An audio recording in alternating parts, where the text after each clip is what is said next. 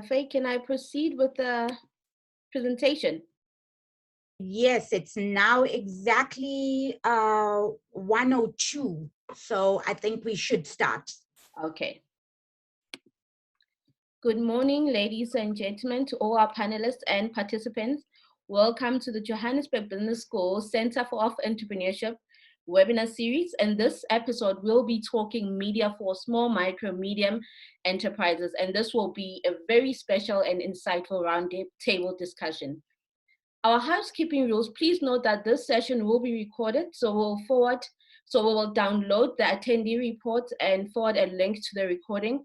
Please use the chat functionality below on your screen to share and post your questions. Just to put you up to speed with the JBS value proposition, the vision of the JBS is to empower the African continent to realize its unique potential through the incorporation of the fourth industrial revolution in the business leadership. It also enables the people of Africa to apply the knowledge of the 4IR innovation to compete effectively in the modern economy. So if you can look below our screen, this is our geographical location as a business school, and we also have offices in University of Johannesburg, Soweto campus, at Adelaide Tambo building. And this is where the session will start. We're going to be talking about media for SMMEs, as I've mentioned earlier. And Fadima Omar, with over 20 years of experience in radio broadcasting and TV production, will chair this discussion. This amazing woman will be facilitating this wonderful session with our esteemed guests, and that is Lamek Mabonga, Nomcebo Ngema, Jana Gamble, and Tabsing Munne will form the discussants of the roundtable. These panelists have extensive experience in storytelling, content creation, screenwriting, film production, and broadcasting. During the roundtable, the panelists are expected to discuss unique ways to use media effectively to market small, medium, and micro enterprises. Handing over the session to my esteemed facilitator, Famida, over to you, ma'am. Hi, everybody. My name is Famida Omar, and I thank you so much. I would like to actually introduce, I'm sorry, guys, I'm supposed to be using a stopwatch because, you know, when you're in media, and especially with me being a life coach, I love speaking. So I'm going to utilize a stopwatch for all of our esteemed guests and panelists today. So I'd like to do an introduction into the team. I have Lamek Mabonga, who's actually going to be taking us through the effects of storytelling. I then have Ntabi Singh. Ntabi Singh is an entrepreneur, and she will also be taking you through a whole lot of stuff around the digital media side. Then I have Nomtebo. Nomtebo is going to be taking you through her slide and presentation. So it's going to be a 15-minute presentation. I see Ntabi Singh's hand up, or because I see Ntabi Singh twice. Is there anything that I'm missing out on? Because there's two hands up. Okay, I see them down. So basically, we have Ntabi Singh, who will be taking us through the digital media side for a 15-minute presentation. And then we have an esteemed guest joining us all the way from Missouri. Guys, please, that is Jana Gamble, a very good friend of mine. We've been doing collaborations. She is actually a world-renowned producer, assistant director. She's worked with the likes of Nelly the singer, as well as done productions for HBO, as well as worked on productions with Kim Kardashian. So she will also be taking us what it's like to become an assistant director, and also how do you utilize that in your daily field of a small business owner or an entrepreneur. As soon as we are done and rounding up that conversation, we will then have a roundtable discussion with the 4 panelists that we have and myself guiding that process as an entrepreneur. And I then, lastly but not least, will give the floor to everyone available right now to ask a whole lot of questions. So without wasting time, Mr. Mabonga, can you put up your presentation and take us through? If we go over the 15-minute slot, I will be saying this to the panelists. So Lamek, please share your screen.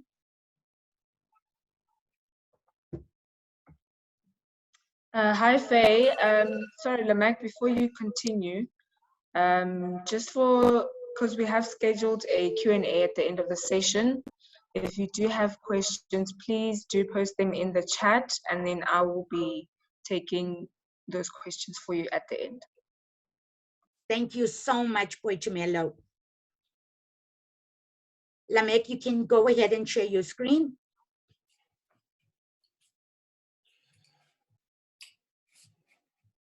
Good afternoon, ladies and gentlemen. I hope you can all hear me. Can you see my screen? Yes, we can. Thank you so much. I welcome you to this presentation. I'll try to be very brief. Forgive me, I've got flu, but I'll try to do my best. So I guess we are all here to tell stories. My name is Lamek Mabonga. I'm a filmmaker, but I like to call myself a storyteller because I can do quite a number of things. Camera, I can write, sound, I can do editing and directing. But today I'm going to talk about storytelling. Oh, I'm an author as well. This is my book. So yeah. So as we are here to talk about storytelling, it's something that is very unique and complex. You know, people ask themselves, what is storytelling? So to me, storytelling, it's something very interesting because I realize that as long as you are living, you've got a story to tell. One day you're gonna have to create a presentation for your boss or for your clients, or you're gonna have to deliver a pitch, or a friend can ask you to give a toast at a wedding or something.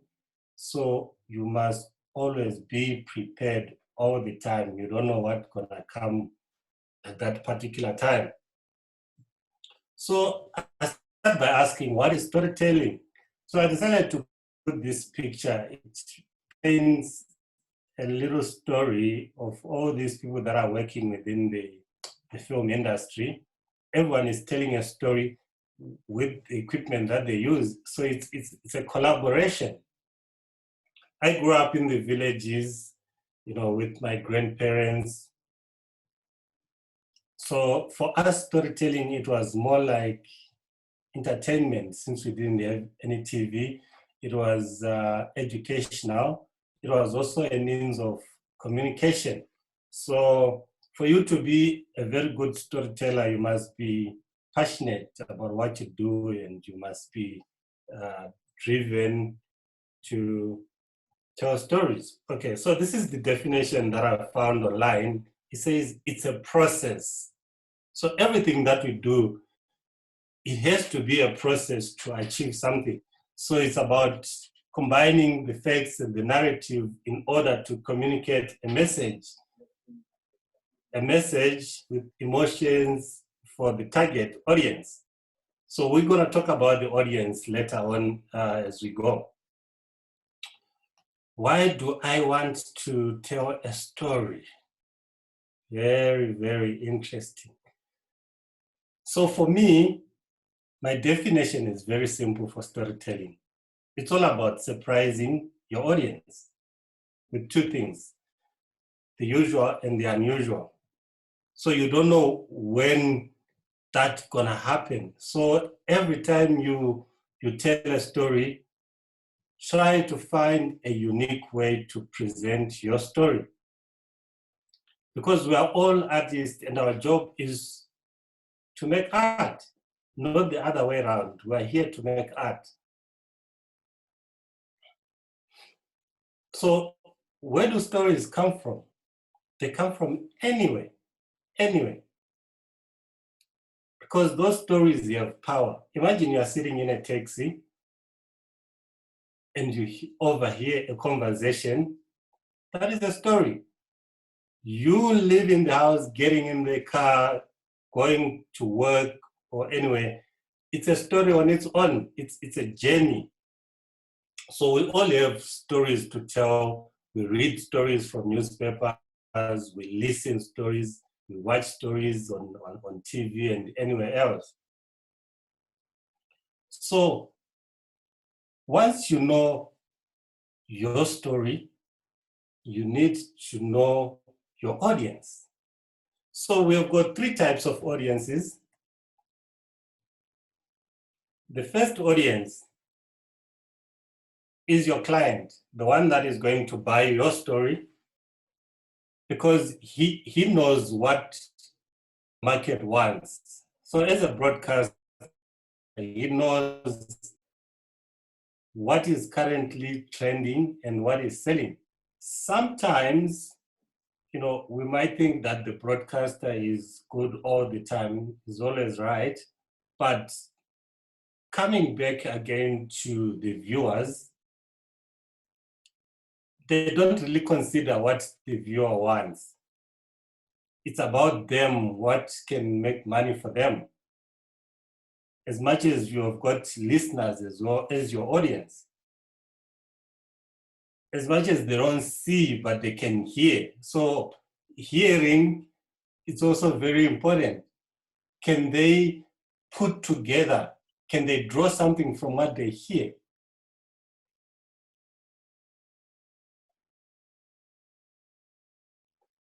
So as we are here in this journey of storytelling, it's a dream for everybody, for every company to be on TV or to have their brand on TV.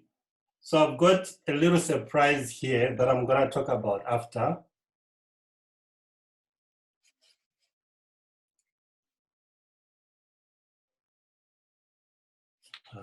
What is happening to this video? Okay, let me play it differently.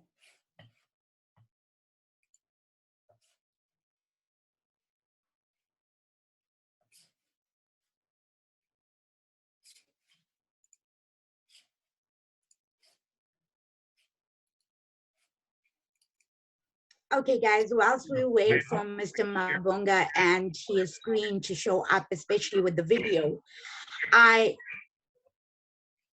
Lameka, okay, it's here. Okay, go ahead. All right, there we go. I am delighted we could share in the serenity and joy of this beautiful day as we come together to celebrate the commitment. Would you mind moving your enormous phone? You mean the enormously awesome Galaxy? Search, one trick pony. Aren't you a little young to have an iPhone? You want to go? I see. Copy bots. Autocorrect this.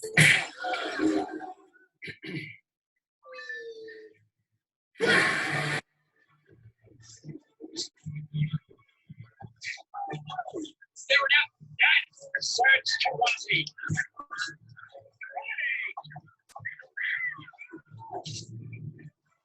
You think if they knew about the Nokia Lumia, they'd stop fighting all the time? I don't know. I think they kind of like fighting.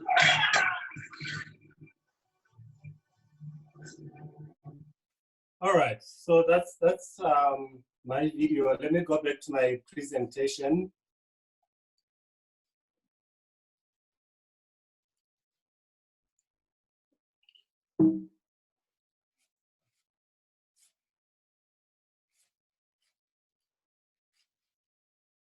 I think someone changed my slides here. I don't see what is happening. Okay, there we go. All right. So from the story that we just watched, what did you think about the story? Obviously, it was fun and interesting. How did you feel about the story? What did you like about the story? The war between Android and iPhone is the same war that we have every day. What do you remember about the story? As much as it was about the wedding, but that's where the story was not there. How do you feel about the story and the characters behaved? Might there be something that you might want to change about the story? There's a lot to change. Obviously, there was only one black guy in that story. If it was at least half, it was gonna be better. Was there a message? Did you learn anything? Because as storytellers, all what we do is to tell stories, is to inspire people, to educate people, and to change lives. Maya Angelou says, I have learned that people will forget what you said and what you did, but will never forget how you made them feel. So from that story that we just told, you only have 1 minute, which is 60 seconds. How do we tell it? So before you tell a story,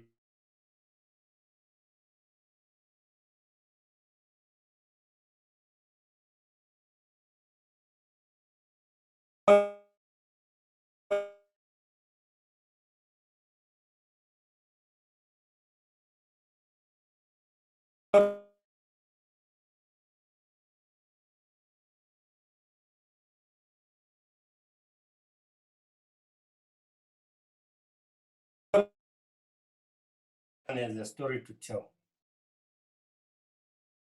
Whether it's good or it's bad. So every time I watch movies, I love movies, especially animated movies. You watch a movie, sometimes you don't understand it or you skip it and say, this movie is boring. And my conclusion is that, you did not understand the movie from the perspective of the people that created it. That's why it's boring. So everything that you watch, try and have a better understanding from the level of the people that created that story. Is your story, it is your story, and only you can tell it better. So in every story that you tell, always remember that people want to feel connected more than laughing. So our job is to bring people together. Sometimes you can have a beautiful story, very beautiful, and a very beautiful audience. But you also need to know your audience as well. So you cannot create a story for an audience that you don't know. That's why we've got different markets, we've got different channels. I hope you learned something, but before I say thank you, I learned something from this guy. He says, coming together is a beginning, staying together is a process, and working together, it's a success. So if you love cooking, go open up a restaurant. If you love surfing, go and surf. But if you are confused, become a storyteller. That's what we do. People, they call us who are confused, but somehow we are at that point where we are not satisfied with our work. Imagine your boss saying, is that all that you can do? Yes, of course, I spent the whole night trying to put this together. But maybe I can do something better. Because what we did yesterday we did it in this space. We're not going to have that space again. So let's try to make it better tomorrow. Thank you so much. If one person have learned something out of this, then it makes me happy. Thank you very much. Thank you so much, Mr. Mabonga. You actually went over the 15-minute mark. I thought I actually speak a lot, but grateful. I love what you said about the fact that people buy. That is what I always say to my clients. I always say to friends and colleagues of mine in the industry. And I want to teach you all today in your small businesses and entrepreneurs that you are starting up your businesses. Always remember, people buy based on emotions. Remember the phrase that Lamek used, people buy based on emotions. So if you can take one thing, or I took one thing today from Mr. Mabonga, is the fact that always when you're doing storytelling or you want to advertise your brand, take it out there, people buy based on how you made them feel. So if I have a connection with my brand, or if I have a connection with my viewer and audience, I know for a fact they will buy based on who I am as an individual. And remember, be authentic. Our people out there are not illiterate anymore. They want to see authenticity. That's why there's even Black Twitter. And getting onto Twitter and digital media, I have one of the people that I love, and even the conversation that she's having today, or what she's going to present on, is passionate to me, because remember, COVID was here. And when COVID struck us, we needed to look at things differently from advertising. And what better way than having to actually introduce Ntabi Singh to give us a whole lot of other stuff around the digital space and how to utilize it as small business owners. Because remember, it is a cost-effective way. Ntabi Singh, please join the floor and put up your presentation. I am counting down. Hi, everyone.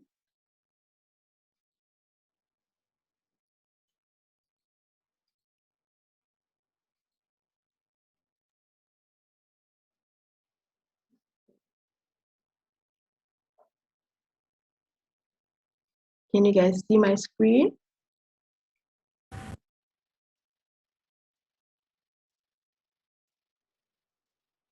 Yes, we can. Oh, great.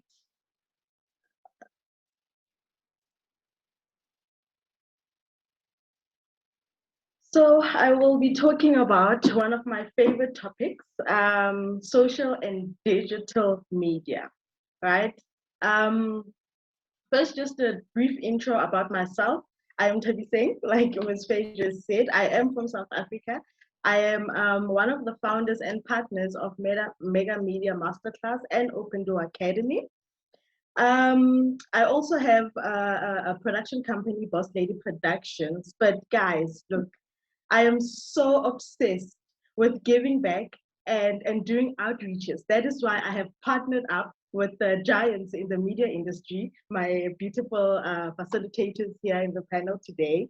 So what we've done is we've come together and we've come together and said, listen, let's create workshops for that Jessica who stays in Tembisa, who can act her heart out, but doesn't have the facilities, doesn't have the finance to get out there and bring her skills out. So what we did is that we came together and we said, listen, let's facilitate these group of young creatives with editing, script writing, producing, directing, sound, camera work, the works. So it's a 5-week program that we're running. And afterwards, ultimately, what we're trying to do is create something with them. So be it a short documentary, a short feature film, and we put it out there for exposure for them, and also to encourage them that, listen, it is possible. Guys, we are living in a world where now it's getting difficult for young people to get out there and get employed, or get out there and get exposed. So why don't we just put the power in the youth's hands and just encourage them to just fly. So without taking any more of my time, I just want to say, remember, it doesn't take two people to raise a child. It takes a whole nation. Hell, it takes the world. So jump in, please, guys, and let's just work together in building this great nation. Okay, let me just go back to the reason why I'm here is to talk about social media and digital media. So what I'm just going to play a small clip that is supposed to introduce what we're doing. Just here we go. Tell me if you guys can hear.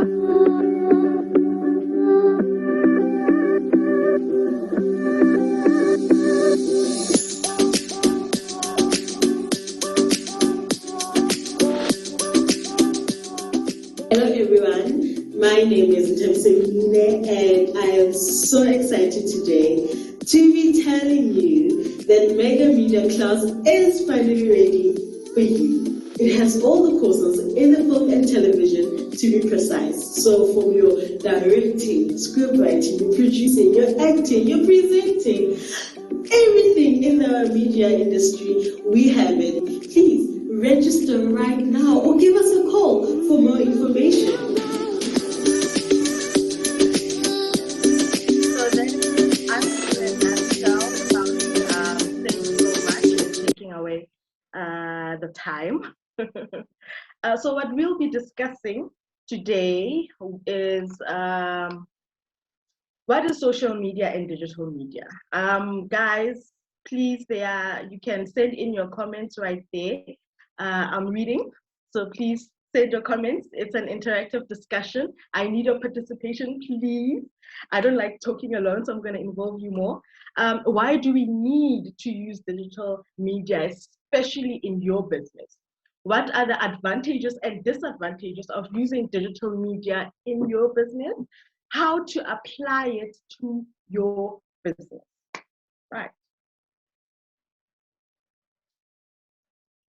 So what is social media and digital media? And I'm saying social media, we use it to communicate with the people around us. Yes, I know it, I get it. We're now living in a world where we are all now connected. I mean, look at us, we are all connected and we are from different places.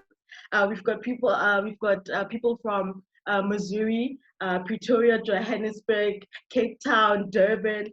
We are all connected. Digital media has taken a one-way conversation and made it huge, extreme. Let's face it, it's more than just digital. It's actually interacting live with someone, right? It is a way of reaching your audience in ways that excuse me,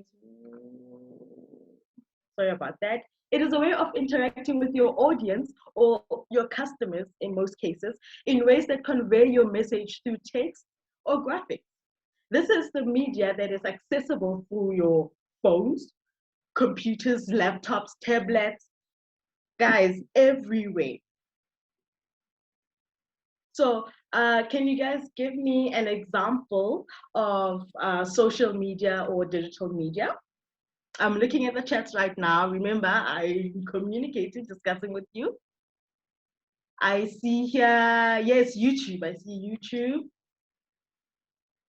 Facebook, Twitter. Yes, absolutely. Facebook, Twitter, Instagram. Yes, yes, yes. Podcast, webinar. Yes, absolutely. Why use digital media? To appeal to different senses and learning styles. Guys, not all of us learn the same way. Some of us prefer to learn in our own time, in our own space, right? So that's what digital media is doing. It's there for you to access it whenever you want to, whenever you feel like it, it's there for you, right? It compels your audience to think and do something, right? So when I post something out there, so if I say, how can I say it? Nature, for example, right? Some would start thinking of the safari or South Africa or the beautiful rising sun, right? Let's be honest, some will think of someone naked, a woman breastfeeding. So we all think differently, but they are thinking of something and you make that happen, right? It creates a mood, a tone. It's also used to interact with your viewer, guys.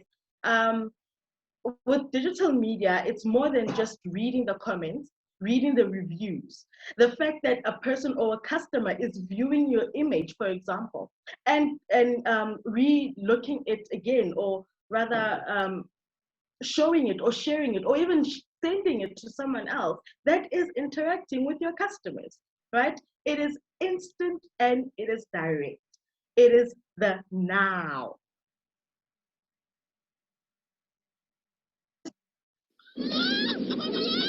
So this is a clip, sorry, this is an ad that I just want you to, based on what I've just explained right now, I want you to think of those things and give me feedback on this ad.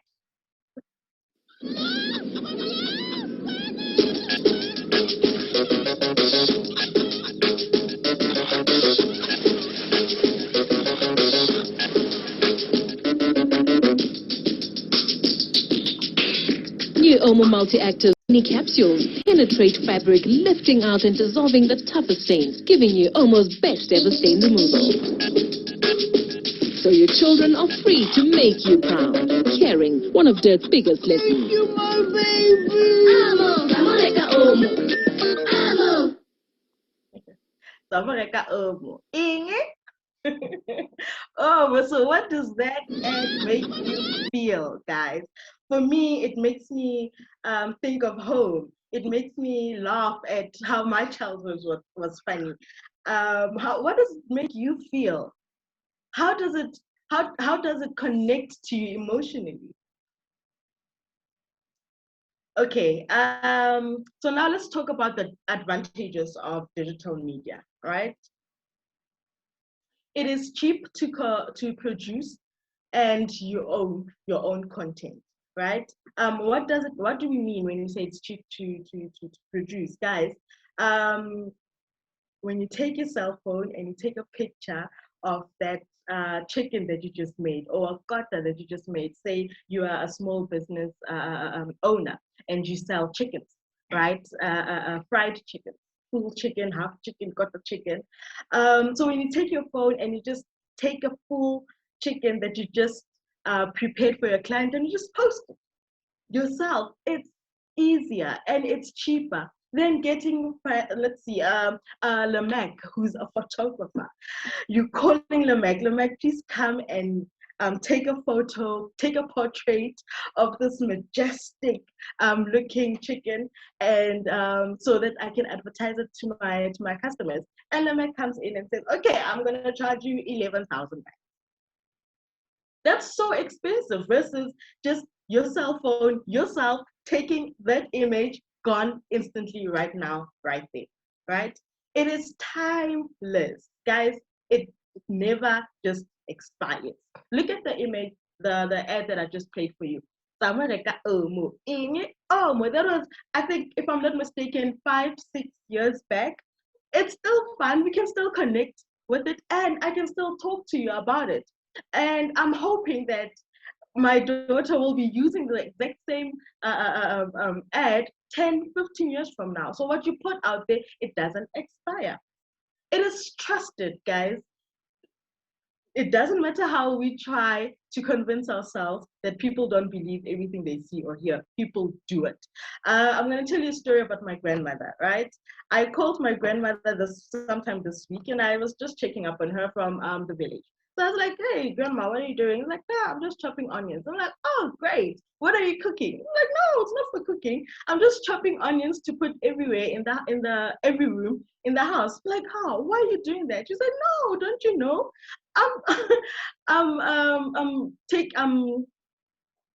I'm taking out the bad COVID-19 from each room. It's like, with onions? Like, yes, I saw it on Instagram. With onions? Like, yes. So guys, it is trusted. People do trust what they see and read, right? Digital files are easily transmitted and created, right? You don't have to wait. Back then, you had to wait a couple of weeks, a couple of days for your message to get across. But now, you don't have to wait. You can just do it instantly. Right here, right now, it's out. People know it, people hear it, people talk about it. With every advantage, there is a disadvantage. Security is a disadvantage. Crime and terrorism, IP is a problem. People claiming things that are not theirs. It's a problem. Manipulation is also a problem. Manipulation is not just a good thing, guys. We've got negative manipulation as well, right? I've put on here that data can crash. I mean, we are all using the internet. Imagine the whole world using it. I won't be surprised. Just one day, someone saying that, okay, no, today the internet or data has crashed. And then data can get lost and can get corrupted. It is easy to steal information and call it your own. So how do we translate this to your business? So yes, it's great to talk about it, yes, and discuss it and have a whole discussion on it, but then how do we effectively put it to use as a small business, right? So I want you to think of 3 things that I've always taken with me, right? The purpose, why? Why are you doing it? Why? The context. And your audience. Remember your audience. Your audience is very important. In this case, if you're a small business, it is your customers. Remember your customers. One tip that I've learned from my colleague, Osnon Nebo, is that your audience, think of your audience as an individual. Don't think of your audience as a whole, general, just specifically who do you want to target, who they are, how they think, where they live.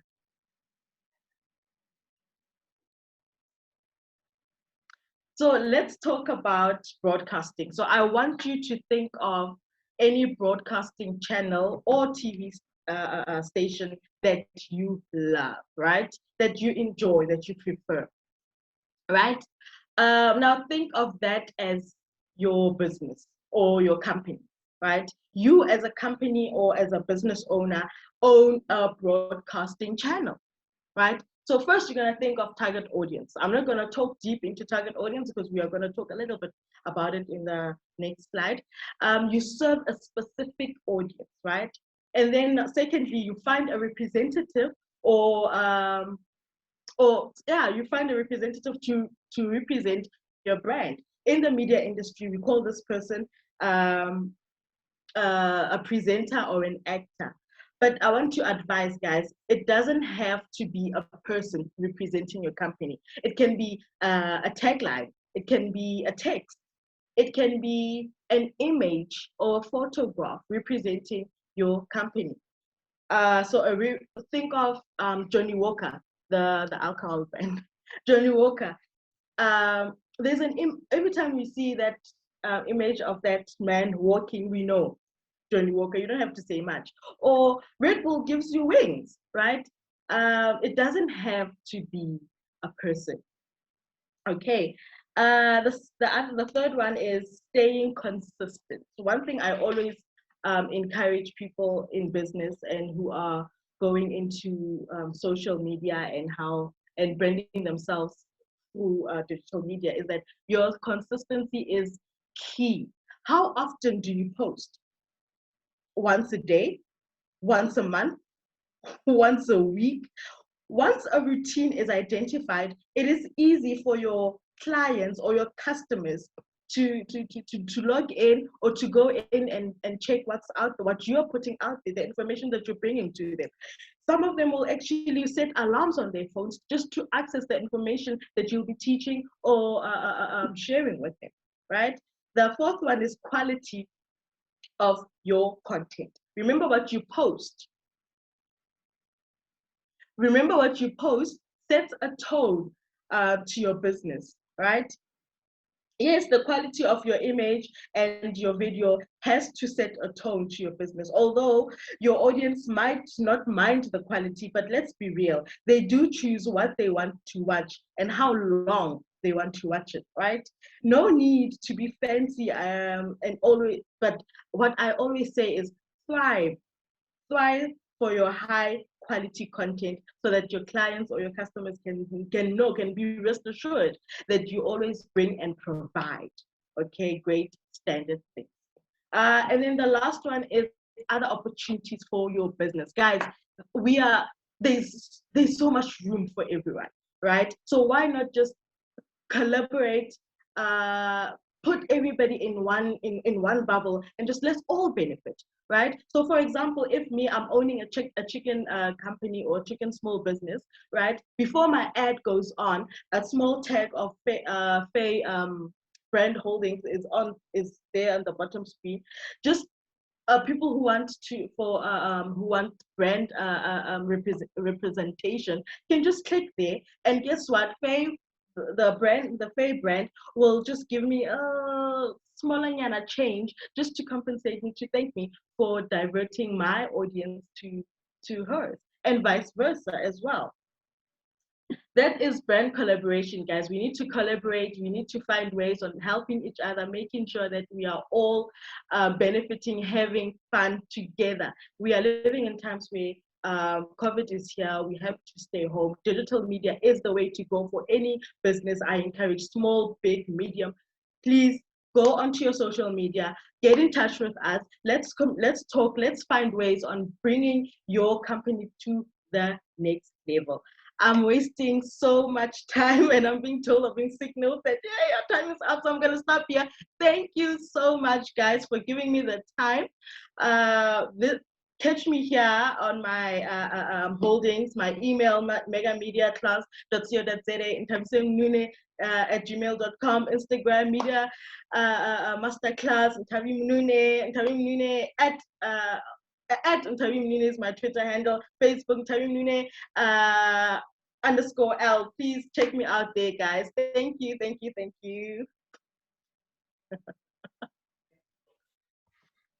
I love, thank you so much, Ntabi Singh. I love the questions that are coming through. And I actually want to have a conversation with the gentleman, and I don't know if it's possible, or the women that are actually giving these questions. I'd like them to actually, I don't know, Boy Tumelo, if you are able to help us.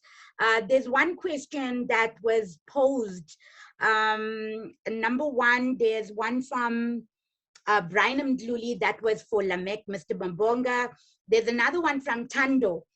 I love Tando's question, taking into consideration that we still have the traditional media audience. How can the companies that use digital media companies reach out to the traditional media audience? I have the right answer for you, because that is part and parcel of what Faye Brand Consulting does. We are a digital media agency as well as traditional media. So I have an entire team of beautiful Black entrepreneurs that we brought together to collaborate so that we can make a wonderful, shared kind of advice to each other, or building each other up. So when you ask, how can the companies that use digital media companies reach out to the traditional media audiences?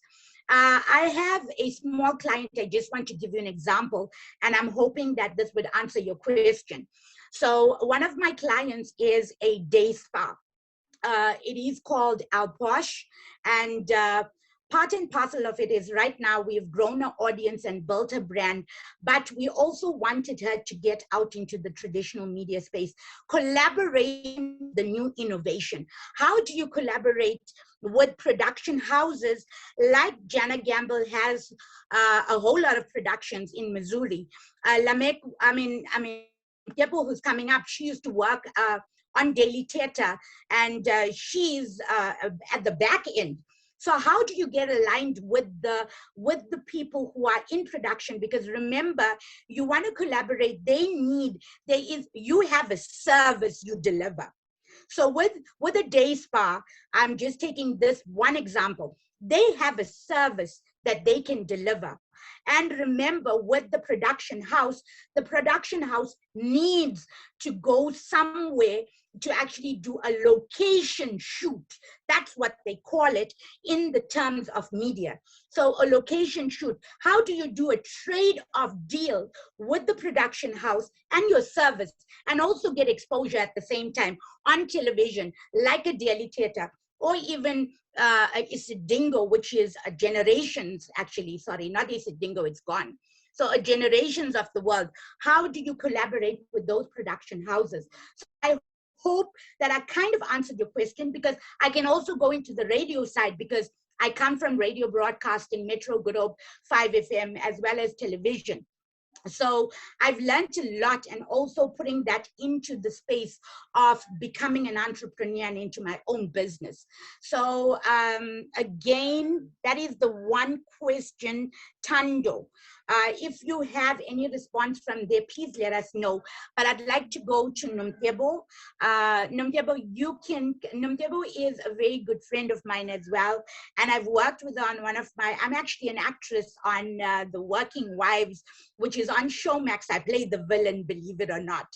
And I've never studied to become an actress, by the way, guys. And I met Nomtebo through this, because she was script writing, or the writer on this beautiful, beautiful soapy, or should I say, yes, a drama. So guys, Nomtebo, please, my sister, welcome to the stage. And I look forward to your presentation. Thank you.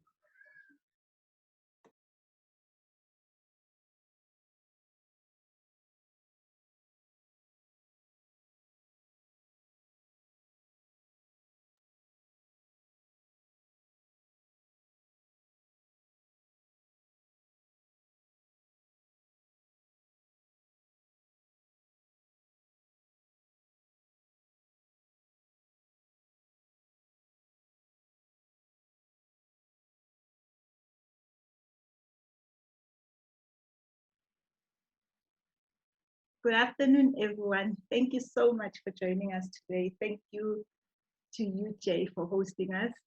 Thank you to my esteemed colleagues. I've learned so much already. I hope you have too. My name is Nomcebo, and I've been in the content space for over 15 years, I think. So I want to share some of my experiences and look at how you, as a small business, can be able to share, to use the content that you have. So one of the things that when you are driving down the road, one of the things that you are always faced with, I think when you're driving right now, you are listening to the radio, that's content. You see a billboard, that's content. You see a headline on the road, that's content. You get onto your phone and you look at Instagram, that's content. You have Instagram Live, you've got all these platforms that you are listening or looking at, that is content. So I just want to share some of the things that you have to go through in order to be able to share your content with everyone. Okay. One of the things that I would like to talk to you about is about why you create content. Are you looking for action, or are you looking for a reaction? So one of the key things is, do you want to shock someone? So if we talk gender-based violence, for instance, it's very important how you communicate this. The first thing you would think of is the statistics around it. If I say to you, 1 in 4 women is killed at the hands of her partner, you give that thing that will shock me. If I'm an abuser, I am shocked that I might do this. If I am in an abusive relationship, partners kill their partners. So you want to shock this person into taking action. If I am from corruption, I am trying to communicate the fact that the direction that you're going towards is wrong. So the one thing that you need to communicate is, why does it matter to me? So if I'm from Corruption Watch and I say to you, there's 200 million missing, it doesn't really have an impact until I say to you, this 200 million was supposed to create 50 jobs. Then now I, as a person who's listening to the information, suddenly have a personal thing that I could have had a job if this 200 million did not go missing. A third thing that I want to share with you is, do you want to drive certain information? If we have, I'm sure a lot of you remember a show on TV called Kululega. It just came when we had elections, and all they were communicating was the fact that elections are coming. This is how you register. This is where you need to go when you've registered. This is how you vote. This is how you interact with the voting station. So that is sharing certain information with you. And the fourth and last thing is, do you want people to learn or unlearn certain information? I know that this didn't happen much with COVID, but I'm sure each of you remember a time when we were in around winter, we had a lot of boys who go to the mountain to be circumcised dying. So if we are saying that we want to teach them that you can go to a hospital and get your circumcision and then go to a mountain to actually learn the cultural things, that is information that you are communicating. So that is what you need to think about when communicating this. Okay. What becomes, Unta's thing just before me was talking about your target audience. But it matters where your target audience comes from. And this is the reason it matters. They come from different financial backgrounds. If I am communicating about getting money to buy a certain thing, if I'm saying that you need to buy a cell phone, you need to be employed. So in that communication, I've got to think about the user and the person that I'm communicating with on the other side. You need to think about where they live. So if I am selling a herd of cows and I am saying that I'm selling it to people who live in Johannesburg, firstly, where do they place these cows? So you need to think about the fact that if I am selling a certain brand, I need to think about where my customer interacts with my information. You also need to think about what do they have access to. So if I am communicating with the person who I was talking about earlier, and they are unemployed, then radio, most people in South Africa have radio. Most people who are illiterate have radio. So I need to be able to know that these are, if I'm communicating with that audience, this is what they have access to. What are their interests? There's no, if I'm not a runner, no matter how much you sell me running shoes, I don't care, because really this is not what I do. But if you have a certain shape that needs to be comfortable on my feet and I'm a runner, this is what my interest in, and this is what you communicate. And then finally, what challenges do they have? So in interacting with the fact that they have challenges, if they are unemployed, then you need to be able to interact with them in a way that is cost effective, because this is the challenge that they have. Okay, so now I want to talk about, sorry, we went back instead of forward.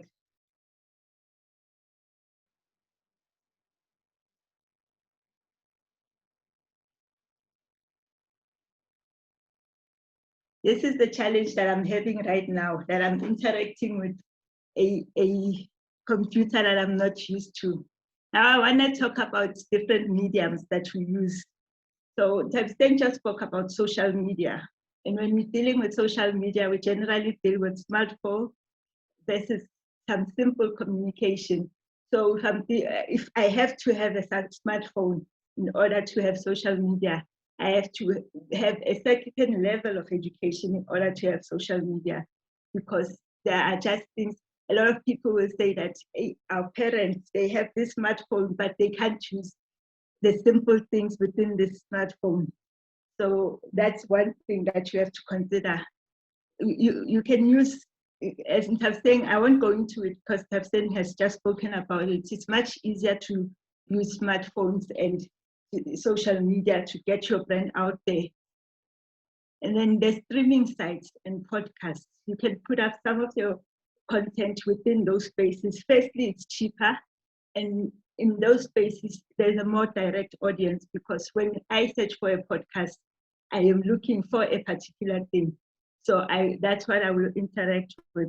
As TV and radio, most of us know that there's a huge cost when you want to put an ad, but there are other ways of putting an ad where you are going into a talk show to talk about what you do, where you are going into a soapy to show off your brands through product places, but we'll talk about that later. We also need to understand that radio and TV, the greatest disadvantage is that they have more languages and they're accessible to more people. So that also helps. We talk about pamphlets.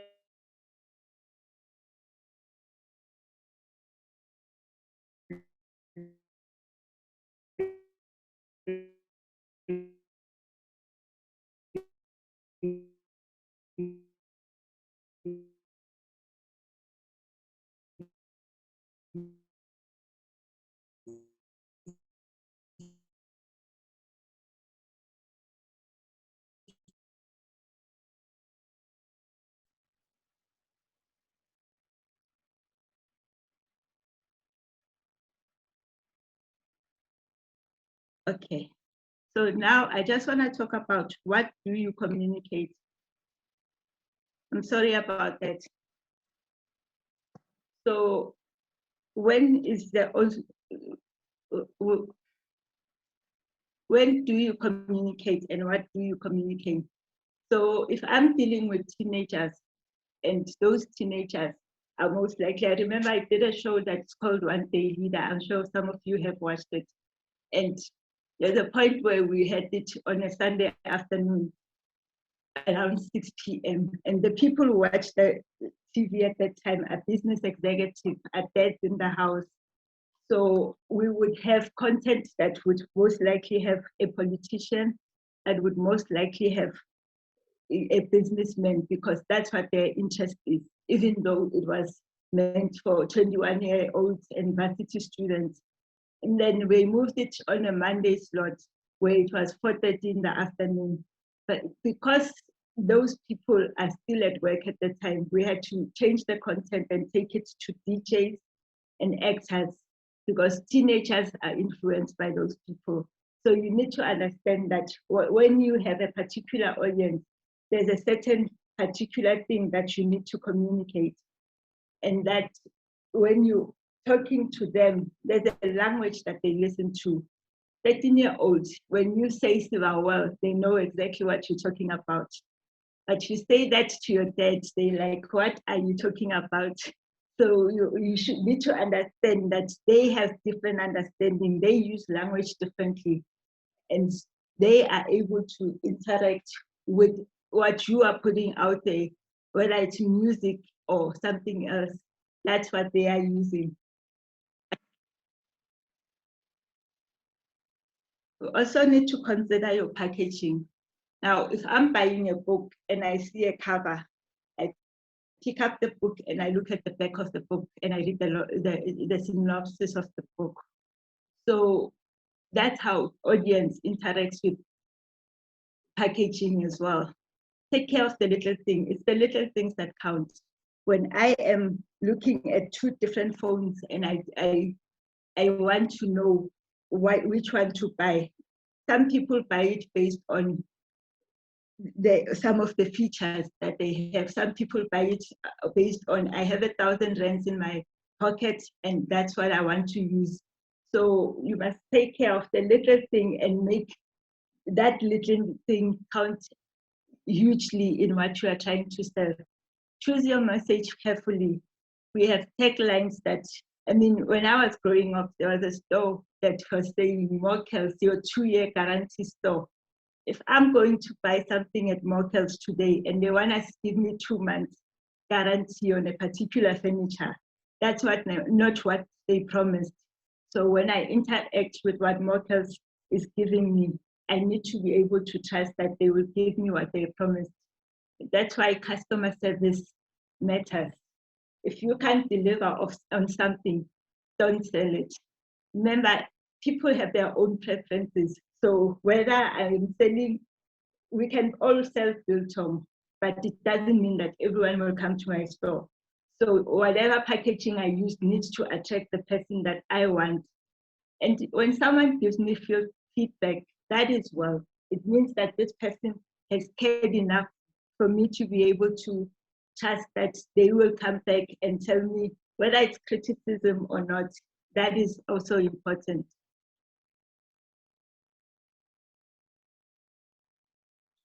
So one of the key things to remember is that people remember stories. If I come in and say to you, I am selling this phone for 500 rand, you'll probably say, no, this phone is actually very expensive. But if I say to you, when I created this phone, I was in the middle of an airport and we were getting shot and all of these things were happening and I was running and I decided that at that particular moment I will create this phone.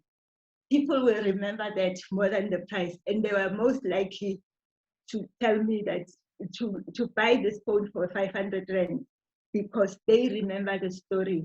I remember when I do any shop on Daily Text, I would have someone who says, I wrote a book because I was in an abusive relationship and I was beaten and I was a pulp at some point. People won't call and say, no, we want that 500 book. People will say, we want a book about where the woman spoke about how she was beaten to a pulp at a particular time. So for me, it's about the story that you are telling. Remember that me and you have not had the same experiences. So in the experiences that we've had, we have very different ways of selling what we are selling. Our passion and the heart that we have for the product that we are selling are very different. So we could both be baking scones, but the fact that I am selling scones from a point of view that I am taking my kids to school and they have no other option, people will buy into that more than they buy into the scones. Yes, they have to taste good. You must understand that people still want good things, but on the whole level, they will buy your passion and heart no matter what you are selling them. So I want to thank you for this opportunity. You can catch me on my social media and you can just interact now, but make sure that you understand that content is queen. I call it king. They normally say it's king, but it's queen because when you have good content, you can sell whatever you want to sell. Thank you very much. Thank you so much, Nomtebo. I really appreciate it. Guys, I've seen so many questions and I can't wait to actually, when Boichimelo speaks around those questions and we get the relevant answers. But I'd like to not waste a lot of time because as I'm looking at the clock as we speak, I think we have till around about 3 o'clock and we're already 6 minutes past 2. I want to just give a warm welcome to my sister, Jana Gamble. I call her Jana, and I've known her for a couple of years now, as stated. We do a lot of collaborations. We work on a lot of stuff within, and Jana was actually in South Africa, and that's how we met. She was doing a whole thing around underprivileged kids here in South Africa to look at content as well, because really from where she's sitting, she wants to feel. Remember, again, we speak about people buy based on emotions. And how can you become a relevant storyteller if you never walked a mile in that shoe? So that is the type of things that Jana has experienced here in South Africa. And I don't want to waste any more time. I would like to actually go straight into her presentation. But I'm seeing the questions again, and there's a lot of answers that we are putting onto the chat, and we are actually, speaking about. There's a gentleman, Brian, that spoke about social media has become a go-to platform for lazy marketers. A poorly executed campaign can be a liability to a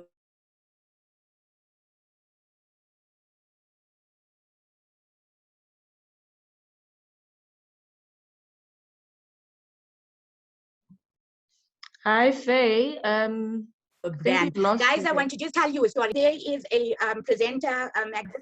Yes. Oh, technology. Can you guys hear me? Yes, now we can hear you. Okay, I really apologize. So basically, Brian gave a remark on social media has become a go-to platform for lazy marketers. A purely executed campaign can be a liability to a brand. And Brian is so correct, because I need to tell you guys a relevant story. I used to work on SABC3 as branded content for the shows like Isidingo, Top Billing. There's another show, Afternoon Express and Espresso.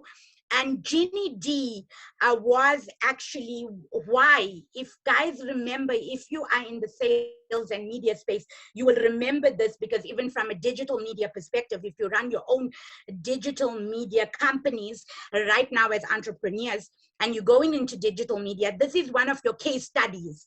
So Ginny D had Why as a brand. It's a cell phone. And Ginny D was a brand ambassador. So a brand ambassador, guys, is somebody that you get and you pay because she has followers. And remember, Ginny D ends up going and putting a post, this Huawei phone is so good. And guess what? Somebody picked up that it was from an iPhone. It was from an iPhone that she posted. So I want that to be a case study. And I love what Brian Gluli said. And that is exactly one of the key points that you need to take. How do you understand somebody is consuming? Do you want to just go and take a brand ambassador because they have a lot of following? Because the other thing, there's another gentleman, Muzi Zuma. Muzi is a transvestite. And what I found is that Mac and GHD take him. He doesn't have a whole lot of followers, but he has a good base of following. And I asked the brand, I asked Mac and GHD, why do you take him? And this is what Mac and GHD told me. They explained to me, Faye, every time Muzi goes and puts something about GHD or Mac on his social media, my brand flies off the floor, meaning that I'm getting a return on investment, not with the 15,000 audiences, but just with 500 audiences. So those are the types of things that is just something that I want you to think about as a case study, guys. So Jana, please, the floor is yours. Thank you, Faye. Thank you, UJ. I'm getting my timer ready, and I want to respect everyone's time. Welcome, welcome. Good morning, St. Louis. Good morning, United States. And good afternoon, Johannesburg. Thank you for having me. I am so blessed and privileged. Thank you to my team for putting this thing together with this amazing experience with the University of Johannesburg and these young people from UJ that are just absolutely amazing. So I don't even want to miss a moment. And please, everyone that's still on the line with us and anyone else joining, make sure that you look at the bottom of the screen and you see the Q&A. Keep typing in questions for all of our presenters, our amazing presenters that preceded me. And in the chat, I am going to be interactive. I'm still waking up. So please be interactive. I'm going to ask you questions, pick your answers, and make sure you put it to all participants and attendees. And I'm gonna get this thing going on the road, and we can't wait for your live answers and questions to be received from us as well as soon as we conclude. So my presentation for you, I'm going to do a screen share.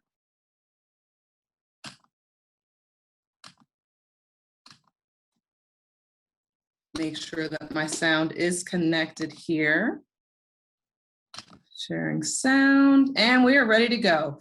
So on our welcome and introduction, my presentation for you is the power of an assistant director. In one of my many roles, as you will quickly learn about me as you read in my bio later, I am the CEO, producer, screenwriter, assistant director, and speaker, author, advocate, you name it, but my company is Jana Gamble, LLC, also known as Purpose Productions.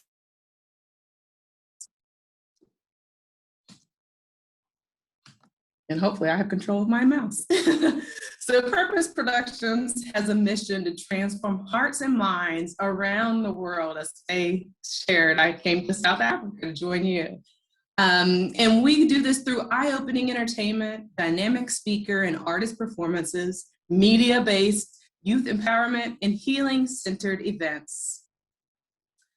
The power of an assistant director. Before I even go further about this, please, in the chat, I would love to hear from anyone that even knows what is an assistant director. Just say me, yes, in the chat, or no if you do not. If you do not know what an assistant director is. So, and we're talking about in the aspect of film. So during this program, you will learn what an assistant director is, how powerful they are to the film process, and as a small business owner and entrepreneur, as many of you are, who is your AD equivalent? And who is your virtual assistant if you don't have this equivalent? And let's go a step further. What digital platform or platforms are you using in place of an actual human being if you don't have these other tools? Let's go further, diving deep. So an assistant director, or we call it an AD, is the most important person on set. So when you're scrolling and you're waiting on purpose at the end of your favorite movies, TV shows, especially the movies, you're gonna see one of the first names that roll on the credits is an AD because of the level of importance they are to the entire film process. Now, the AD is not an assistant to the director, but little would you know, now you do, I play both of those roles in the independent filmmaking world. And so that assistant to the director is an entire separate job, completely different duties and responsibilities, but the assistant director is a completely different, entirely important role that holds all the pieces of the film together. And this is putting you as an intermediary between the director, the producers, executive directors, the financiers, your crew, from the top tier to the entry-level hirees or contractors, piecing all those puzzles together, putting the daily schedules together, managing the entire film as I shared. So we're gonna watch a short little clip from Anya Adams. She's a first AD, and at the time of filming this, she was an AD for 10 years.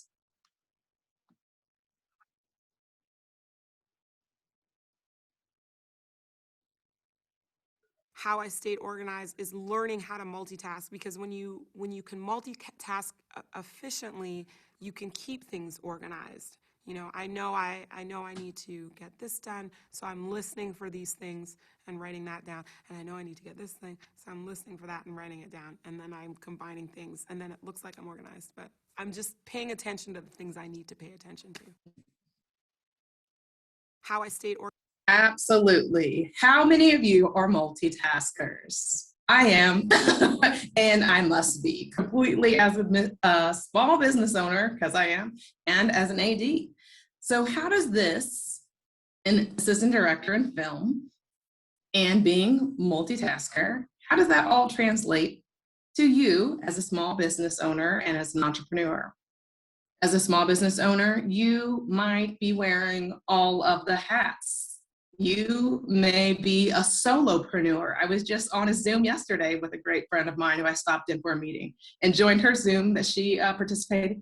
And they're, even separating, not just an entrepreneur, but a solopreneur. You're running your own business all by yourself. So you're literally wearing all the hats. And then you may be a small business owner with an executive assistant. So then we move on to almost every element needed in an actual film and the filmmaking process is needed in a small business. You need an accountant. You need wardrobe. Even if you're the small business owner, you need to put clothes on in the morning. You might need to put your makeup on. You need to comb your hair. You need food. Or in a film, you need craft services for the entire crew.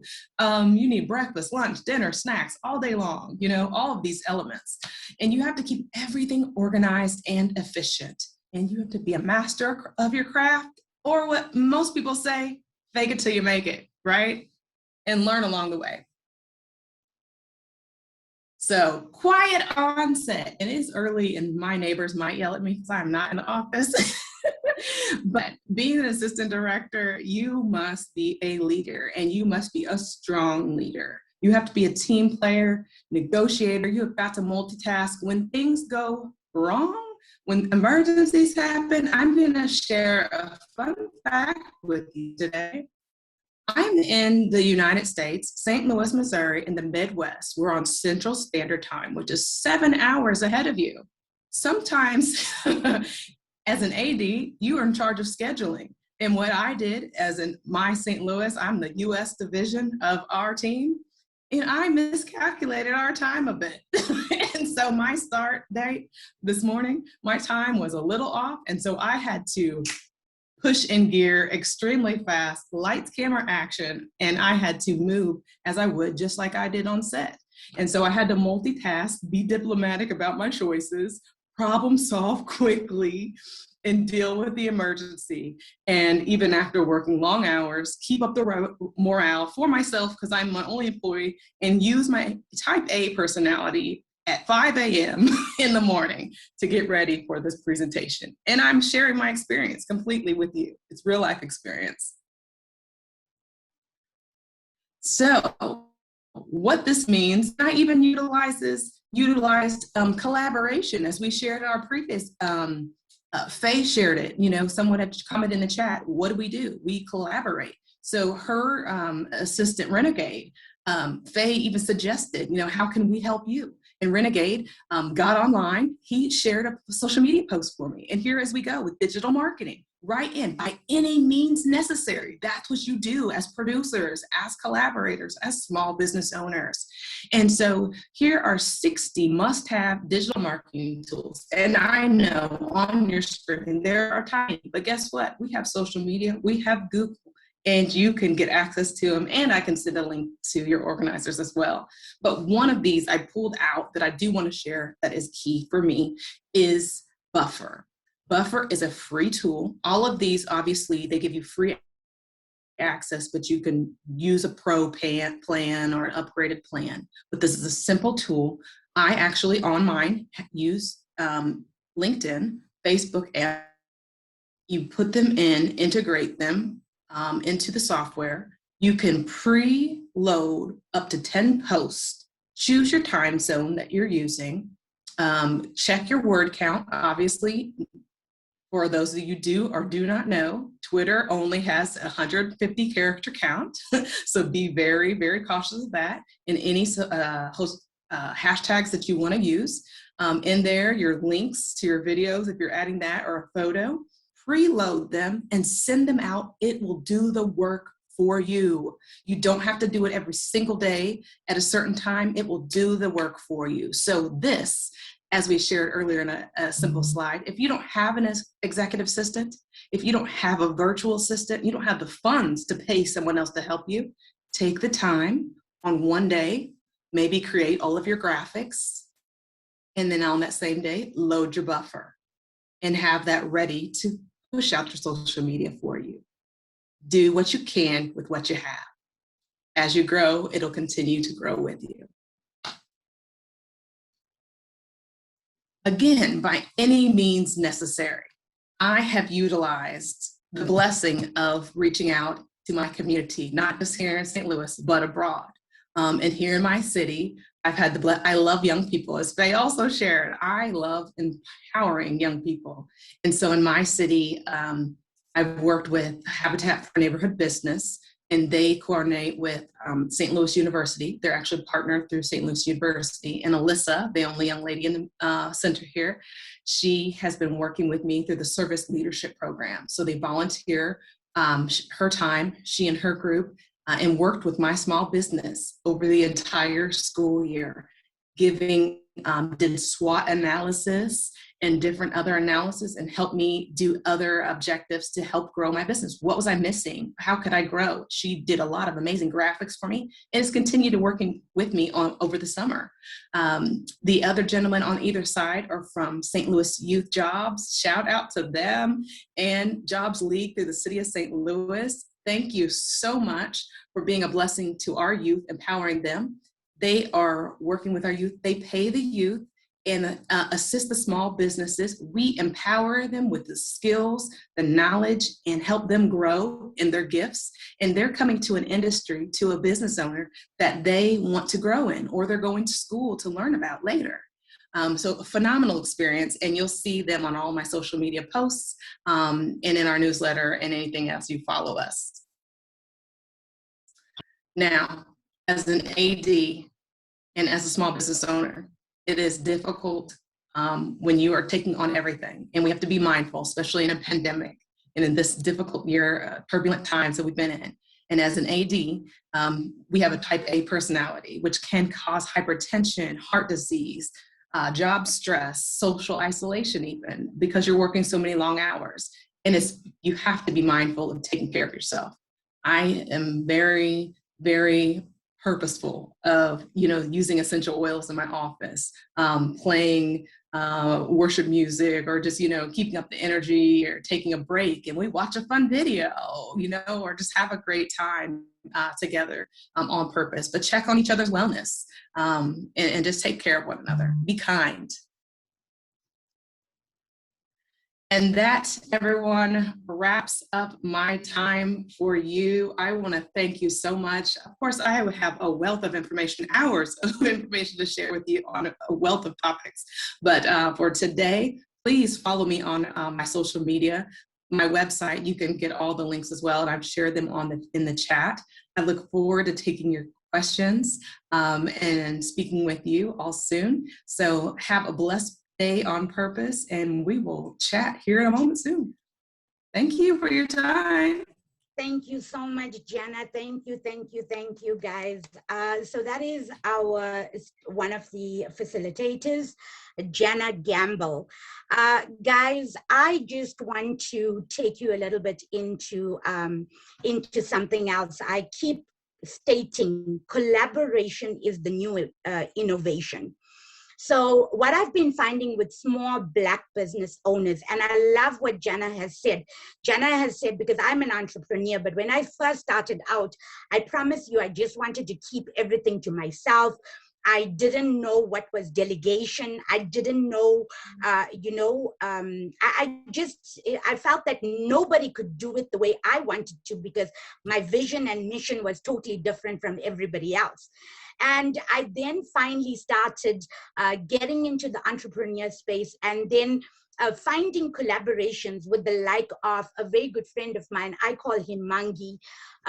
He's actually on this group as we speak now, Brian Mdluli. And I collaborated with him, and I'm collaborating with Jana, Lamek, and Tabiseng, and the likes of University of Johannesburg. So one of the things, and I want to make this key to you guys to understand, everybody who's here now that's an entrepreneur and a small business owner understands or knows about Media 24, but they do not understand and know the beginnings, the humble beginnings of this international or multi-million rand corporation. When they started off, it was a small amount of people that had shares or had their small businesses that came in and sold their shares and made Media 24 who it is today. So that is what collaboration means. It doesn't mean, there's a gentleman that came on that spoke about, I'm a videographer or a cinematographer or photographer, and I want to understand how to actually get my business out there because I'm suffering the consequences of COVID or suffering the consequences about production. In the realm of us being in COVID at the moment, we need to actually understand collaboration. What is the meaning of collaboration? Many people think selfishly nowadays. It's about me, me, me, me, me.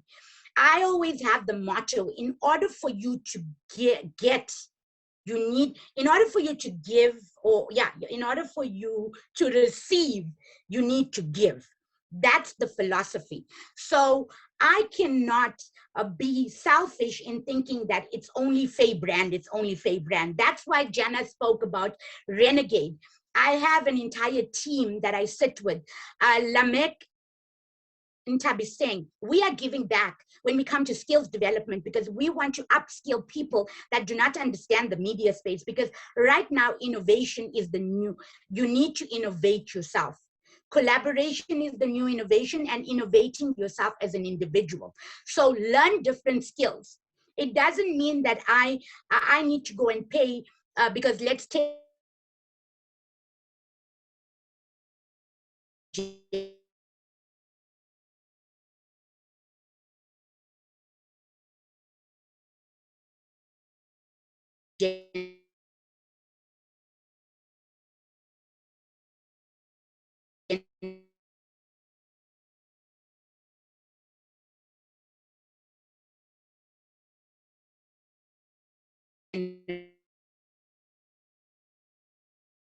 $50,000 to $200,000, dependent on what the audience rating is delivering. I hope that you guys can hear me, because I see that there's a little connection problem happening. Guys, can you hear me? Okay, I see Jana actually nodding yes. So I want you guys to understand there is a thing where you can go and learn skills. I thank my sister in Missouri right now. I thank her and I bless her, because again, she taught me about Canva. All small business owners, please go onto canva.com. Canva is one of the best places where you can upload your videos. It even has a place where you can learn. It's got a tutorial for you to learn as a user. And then if you want and your business grows a little bit bigger, you can then pay for the pro a subscription fee, and you can do your own banners, your own flyers, your own videos, instead of you going out and getting a company. Because right now, COVID has struck us, guys, and we all know, I know for a fact, as a marketer and PR, to try and claw back on my business, it's hard. But I learned all of these little skills, and that is what it is about: learning new skills and developing yourself in, and also about buffer. From Jana, and God bless you, my sister, these different things that you can learn. We also have a skills development workshop, which Ntabiseng spoke to you about, which is called the Mega Media Masterclasses. You can also learn how to edit. There's so many editing suites that we use as production team. And God has blessed me, because I was in sales. I started off at the Hilton Group, I was just an executive secretary to the general, the director and the general manager. And what happened then was I went to the SABC. When I was at the SABC, I started in brands. I was a sales assistant, and then I moved from brands into radio. From radio, I moved to digital media. From digital media, I moved to television. So for me, I understand sales and what the client thinks of, and I understand production. And I give a holistic 360 approach to my clients, because you, like Jana, Lamek, and Ntabiseng Nomtebo, they understand the production field, and they give me more, valuable content that I need. And even with you guys, you are learning so much about the production side. So exactly like that, I have a whole lot of other clients that come to me and ask me relevant questions. But Faye, how is it that I get into content? I have a small brand. Right now, marketing is the budget that is most effective, because corporate companies are wanting to actually take off their marketing budget and utilize it to retain their staff at the moment. Because in South Africa, we have such a high unemployment rate. How do we now utilize digital media? How do we utilize learning the skills from these relevant people to actually better our business and also get our business out there? My philosophy in life, God has blessed me with COVID, guys, but in the sense of the word, where I get to actually no longer look at just 55 or 56 or 77 million population size of South Africa. But now I look at 7 billion people worldwide. I just want to take a percentage of that 7 billion to get my brand across. And again, it is based on authenticity, on motivating yourself every day as an entrepreneur. So I don't want to, I can speak a lot here, I really can speak, but I want to go directly into our questions and answers, because we just have a half an hour. Or I just want to ask Boitumelo if from UJ, if we can go to our roundtable discussion or directly to the question and answers, because I really want to hear, what you guys, the attendees, what are your questions? I want to speak to you directly. I want us to have a conversation, because this is about us conversating with each other and learning also from each other, because guys, I don't know everything. I wish I did, but I don't, and I learn every day. So Boitumelo, is there any way that you can advise us if we can hear the attendees' questions rather than us going through a roundtable discussion just with the facilitators and myself? Hi, Faye. I'll just see if we can allow the participants to share their sound. In the meantime, we can have the Q&A. I do see that some of the questions have been answered in the chat box. So I don't know if there are any new questions that anyone wants to ask to our panelists.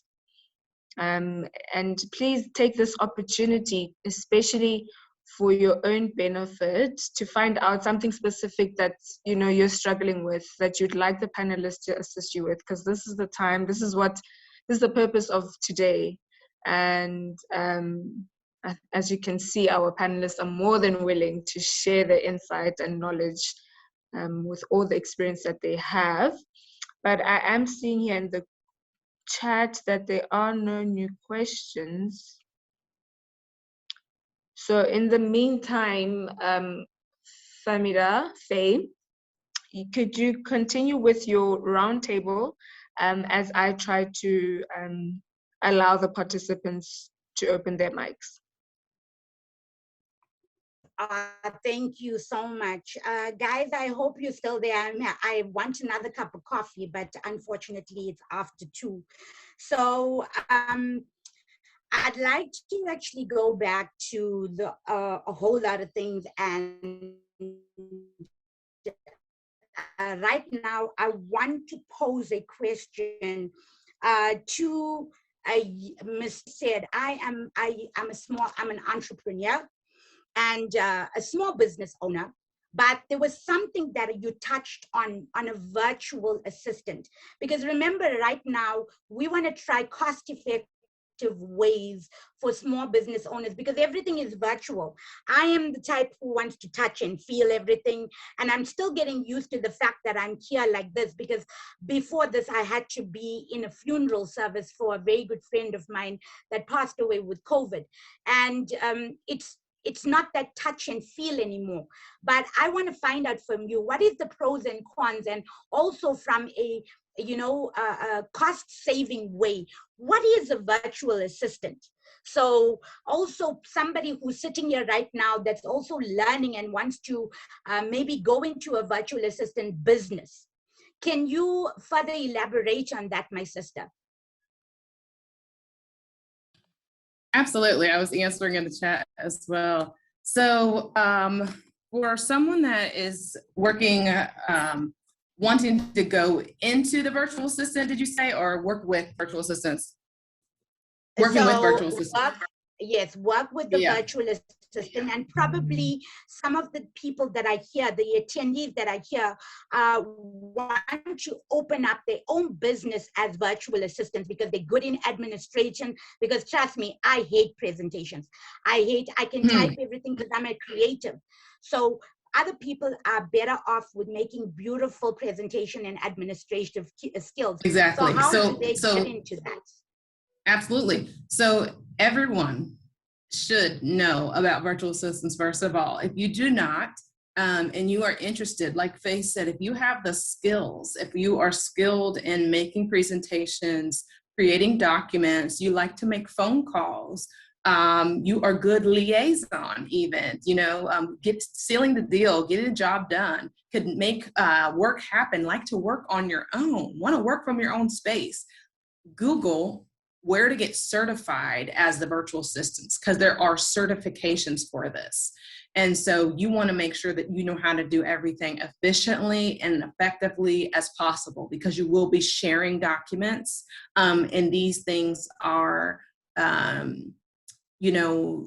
very, you don't want to, like Faye's business, you may have to have NDAs, right? You don't want to share communications that are legal documents, and you want to be held accountable. So having certifications and such as that, you will have the tools that you know how to operate within those needs. So me as myself as a small business owner, I've tried out virtual assistants. So what I've done, especially we are in COVID, and I know you guys have been in lockdown. So this is a prime time where you could try out. So I think we discussed before that maybe like 5,000 Rand, is that right? I don't want to say that incorrectly. But anyway, you would have a dollar amount that works for you as a small business owner, what you could pay per hour to a virtual assistant. And so you could put them on a trial basis. I did 2 weeks trial time. You would have a specific list of what you want them to do for you. And so I hope you're familiar with Gmail and Google Docs, because that's the easiest way to work, because you can have shared documents and you can do same time sharing. You can see they're in it. There's a little bubble and you will say, I know that they're online and I can see them actively sharing and participating. And we are on Zoom. Everybody knows how to use Zoom that's on here, and you can actually be on Zoom with your client or your assistant, virtual assistant, or a new hire at the same time and see what they're doing. And I've even been on there where they're making calls. So even when they're on their cell phone, I could type in the chat and help them and say, oh, that's not working so well. If you reframe your question, you will get through this call, and I can help them. So there's different tools and tactics. And I, obviously, because of time, I could, give you some further assistance. If you contact me, my contact is in the chat as well as on our slides that may be presented later to you by email. So this is a powerful tool in these times, especially as small business owners, and we are one person trying to take on all the hats and all the responsibility. So the more that we can collaborate and create a team of people that work with us and help expand our business, the better. And not only like is there Canva, but there are tools that you can pay a small dollar amount in, like websites like Fiverr, Fiverr, and other websites like that are similar, where you can pay a low-cost fee, and people could be all around the world, and you can get tools and graphics and websites and different small projects done at very minimal fees. Thank you so much, Jana. The other thing that I want to say to people, so you guys, I gather, are small business owners and entrepreneurs that have just come up or have a business that's just been maybe 2-3 years old, 5 years, I don't really know. But one of the things around branded content, people just want to think that it's just, I want to be on SABC, I want to be on MultiChoice, I want to be on radio, Metro FM, I want to be seen with the Touch HDs of the world, all of these celebrities, like I want to be seen with Nelly there in Missouri. I've been already speaking to Jana about that, how he's my idol, guys, and she's working with him. So one of the core things is that YouTube is there. You can become a branded content creator. So I have another client, and it is an optometrist, actually, small client, beautiful woman. And one of the core things is I said to her is, at the end of the day, why do you want to be only on television? Why can't you create your own YouTube platform? She's a beautiful Black woman, guys. She's one of a kind. And when I look at her, there are days, and in your business, you'll find it. You look at your calendar of events. Because she's an optometrist, there is something that, again, in order to receive, you need to give. Now, one of the core things that I said to her, people buy based on emotions. How do you make sure that you become emotionally connected to your audience or to your people that are buying from you? One of the core things is give back. There is Disability Month when it comes to her. There's Eye Care Month when it comes to an optometry service. So how do you align and make that where you get relevant people?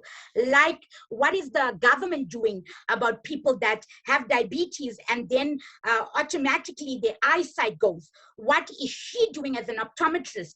Create your own content and get other people to be interviewed. You don't need a big budget. You don't need a camera crew to come in and spend millions. You can start creating it with just this, guys. This is what it is. So these are the types of things that you can do. From my knowledge, this is what I'm sharing with you. So I had another question. Yes. So I've just seen that I can allow participants or the attendees to speak. So maybe they can just raise their hand if they do have a question or comment. And then also there is a question in the chat that I think we missed. Let me just get to it. Okay, so this is from my colleague. She's saying, as an institution that is spearheading the digital conversation, what is your take on bridging digital divide in South Africa as a whole? Bridging digital divide on South Africa as a whole. Okay, so for me, I don't know if anybody else wants to answer this question. And Tabiseng, Nomtebo, Jana, Lamek. I'm sorry, I didn't hear it. Boiti, can you go back to that question again? Sure. Okay, this is from my colleague. So she was asking, as an institution that is spearheading the digital conversation, what is your take on bridging digital divide in South Africa as a whole?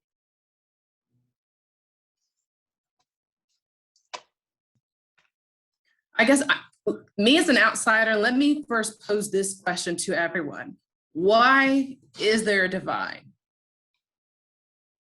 What is the divide? Is it political? I'm not sure exactly where that question was coming from, but maybe she needs to reframe the question for us a bit. Okay, let me ask the question, and this was directly to Ntabiseng. She was talking about social media and all of that.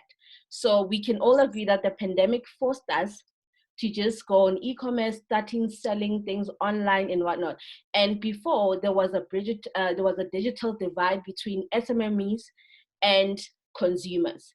They couldn't reach out. It was always the traditional selling. I'm not sure if I'm making sense, right? So I was asking Tabiseng, what is her take on bridging digital divide? I should have mentioned COVID-19. Within this pandemic, maybe South Africa as a whole is too broad.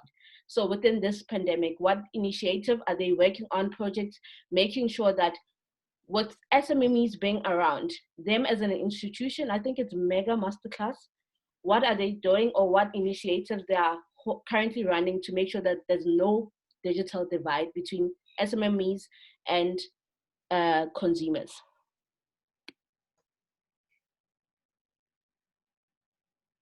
Tabiseng, do you want to answer that, or do you want me to answer it, because I'm part and parcel of this initiative for Open Door Film Academy and Mega Media Masterclasses? You can go ahead, babe. Okay, guys, so basically I like that question, and one of the core things is that right now, Jana, I always speak to you about educating you around Johannesburg or South Africa as a whole.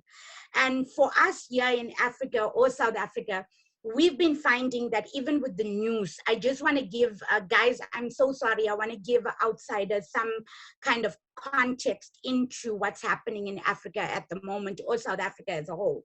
And with what's been happening is that in the rural areas like Putalichaba, there's another place, Ikaiseni, I think, I don't know if I'm pronouncing it right, but it's in Richards Bay. And there's another area in Guguletu. So all of these areas do not have fiber connection, or we're still trying to get internet into those areas. And she was correct in saying that radio was more people in those areas with the lower LSM or underprivileged people who cannot afford a television could actually listen to the news, etc. But now with us doing our skills development program, how does Mega Media Masterclass as well as Open Door Film Academy try to get this, or what initiative are we doing to get this division, or try and not have this division of digital or segmented. So our core thing is right now, our initiative for Open Door Film Academy and Mega Media Masterclasses, as well as Sisters and Brothers in Movement, which is an NPO that I hold very dearly to my heart. We give back to communities that don't have. Jana is also one of the leaders in this facilitation, as well as Nomtebo. They are giving up their time to actually make sure that they're in the rural or underdeveloped areas. But what we've been finding is that we cannot get to these kids. So we cannot get to the kids because of Zoom. We cannot get to the kids because they do not have data. They do not even have water, for argument's sake. So how do we now go there to upskill these kids? So one of the core things that we are doing right now as an organization or a nonprofit organization is going into these areas to get them the skill that they deserve. We will make sure that with whatever we receive from, whether it be the municipality, whether it be the mayor that we're connecting with, that these kids start having internet connection. And there is an exit strategy with what we are doing from Mega Media and Open Door and Sisters and Brothers in Movement, because too many skills development program comes in and says, I'm going to give you the skill. Oh, shucks, we are out of time. Guys, are we out of time? Boyti, are we out of time? We still have 10 minutes. You can continue. Okay, so basically one of the core things that we are doing with Open Door or Mega Media Masterclasses is an exit strategy. Yes, people are coming in and they're educating you on upskilling you or telling you, give us 150 Rand to do your CV, but there's no jobs. There is no jobs. There's unemployment in South Africa. How do we make sure that we upskill you and make sure that you get remunerated afterwards? That is what we are about. When we take you through the 15-week program, afterwards, the best of the best, because what we've been also finding, or I've been finding, is that people think that there's instant gratification. And they always want hand-me-downs. I'm sorry, you have to work for it. I worked all my life to get to where I am today. And there was never an instant gratification, especially being a Black woman, to fight every person in South Africa to have and hold this position.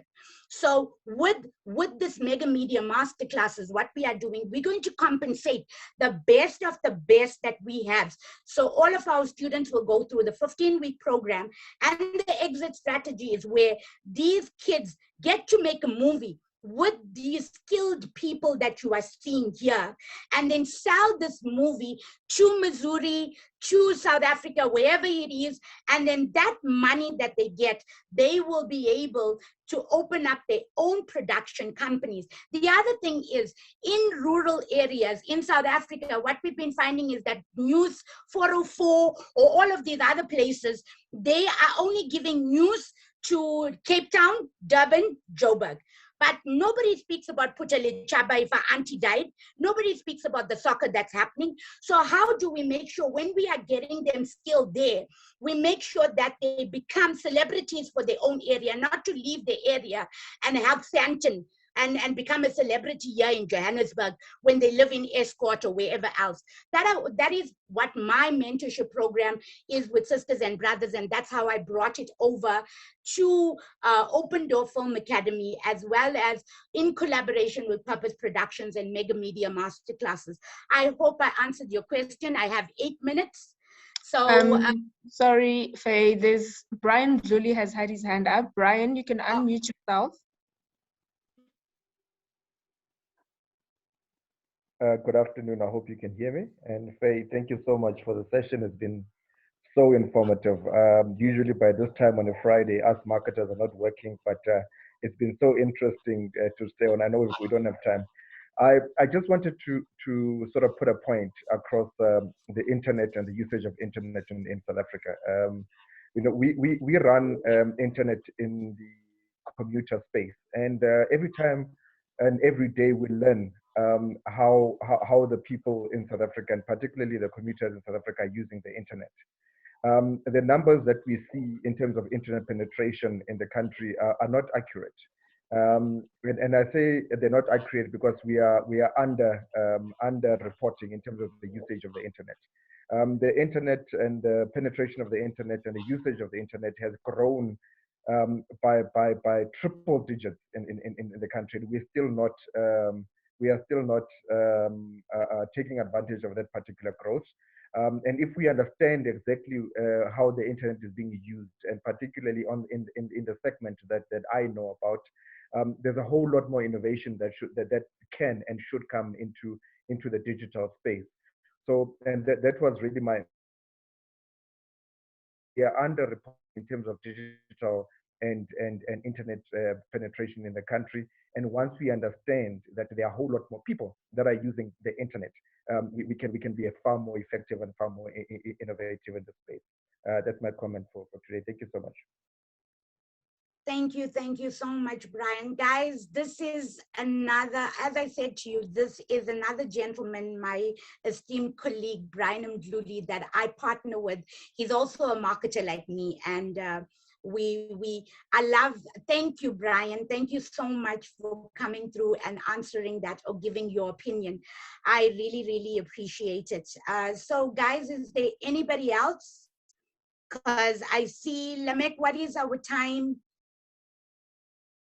6 minutes. Wow. Anybody? Ichumeleng, Anita. I'll actually go through. Let's just close this. There's Anita, Ichumeleng, Joel, Cabello, Lishle, Lungiswa, anyone. Luyanda, Nawal, Nomtandazo, Gumede, Olibeng, Sia, anyone. Good afternoon, everybody. Good afternoon. Good afternoon. Good morning to Jana. I would say. All right. The workshop was very insightful. I really appreciate. I have learned a lot from here. Yes, I was having challenges on my own side with digital marketing, digital media, and all of that. But now I've got a light. Especially, you know, there are so many hackers on the system, on the internet, so you wouldn't know which ones are right to do your business at. So today, I was able to find out that I can use, what is this, Fiverr for my graphics and all of that, and also be able to, I can try out the visual assistant app that can also help, because, you know, as much as you want to grow and the internet things of side, it's also growing to another level. It's not like we're able on my side to pick up with the system of the internet and be able to trust all the sides. So on my side, I was having really big challenges on which side or maybe that I can use, that I know that they are good and all of that. So today's session was very insightful and very grateful, and thank you so much. I really appreciate it. Thank you. Thank you so much, Timbekile. We really, really appreciate it. Not forgetting Canva, canva.com, guys. That's my new word for the month, or I've been saying that to all my small business. Yes, canva.com, yes. yes, and Fafa. Yes. So thank you so much, Timbekile. Is there anything else from anyone that would like to put up their hands? We also, I know this is more about the television side, but I also, there's somebody's hand up. Oli Beng. Oli Beng. Hello. Yeah. I just want to say it's been a powerful presentation, and also learned a lot. I think when it comes to marketing, we tend to be too ahead with the digital space. So with Nongebo and Tabi, they're just touching on the different mediums, also just billboards, posters, especially for South African space. Those things are still relevant, and they do work. But yeah, I'm happy with everything that I've seen. Thank you guys, you're doing a good job. Thank you so much, Oli Beng. We really appreciate it. Anybody else? That's Nawal Nomtandazo. Hi, Faye. I do have a comment, just touching on what Kidi has brought up on the digital divide in South Africa and many other developing countries. It's actually a very important topic that I think, even people in your space could really drive. Because already if you look at, people who are disadvantaged and people who have an advantage economically, there was already that divide. And then now with COVID, it has introduced everything being online. School children having to get laptops or whatever to just, be able to participate, to get an education. It has, caused an even bigger divide. And I think, going forward, that's such an important topic that needs to be driven. And, how do we overcome such challenges outside of just giving a child a laptop? It goes further than that. It's not just about, having the laptop or even knowing how to use the laptop, but also how can they use that to their advantage? I mean, we are so privileged in our spaces to have, from a young age, being exposed to, technology, appliances and whatever. We even take for granted having a cell phone. Some of us, I mean, my cell phone only maybe has 2, 3, 4, 5 functions, because I don't really, I'm not in a space where I need it for, for economic purposes or whatever the case may be.